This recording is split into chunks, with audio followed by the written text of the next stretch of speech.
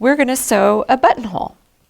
This machine stitches a lovely one-step buttonhole, and I'm going to choose number 18 for my buttonhole. And I need to take this foot off.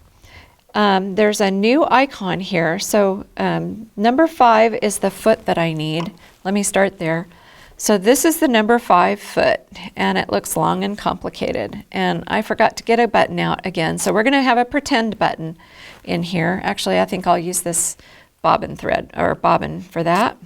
So I'm going to put my button here. Remember, we're pretending that bobbin is a button. So, and what this is going to do is tell the machine how big to make the buttonhole. All right, so I need to take this 0A foot off the machine, pushing down. This little square here is new. That's a new icon that we haven't seen before. And that means you need to use some interfacing or stabilizer to keep your stitches from puckering. The integrated dual feed is not not shown here, so I'm going to deactivate it by pulling down and back, and it just lifts up and gets itself out of the way. And then I need to check my tension and set that to be between 2 and 4. So I'm going to set it right about 3. Okay, now I can take my foot, slide it underneath the ankle, and just like with the other ones, I can just lower the ankle if I can get it in the right place. And I have to move it a little bit. Okay, now I've got it there. The other thing I need to do to make this work is there's a piece of metal right here behind the threader. I just pull that straight down and push it slightly back so it's behind this piece of plastic. Okay, now one more thing and we're ready to go. The last thing I'm going to do is thread my thread through the hole in the foot and take it towards the back. For this particular technique, I'm going to show you, we're going to use the start-stop button because I believe that the machine knows better than I do when to stop. So we're going to let it do that. It's going to stop all by itself.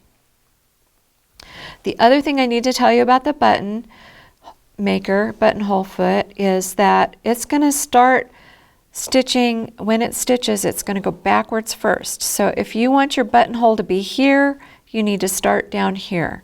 If you want your buttonhole to go this way, you need to start closest to the edge. So we're going to do that today.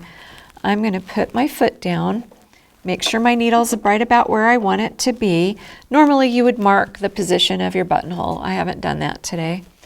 And then I'm just going to press the start-stop button. It's going to start sewing backwards first, then forward. It's doing the satin stitch.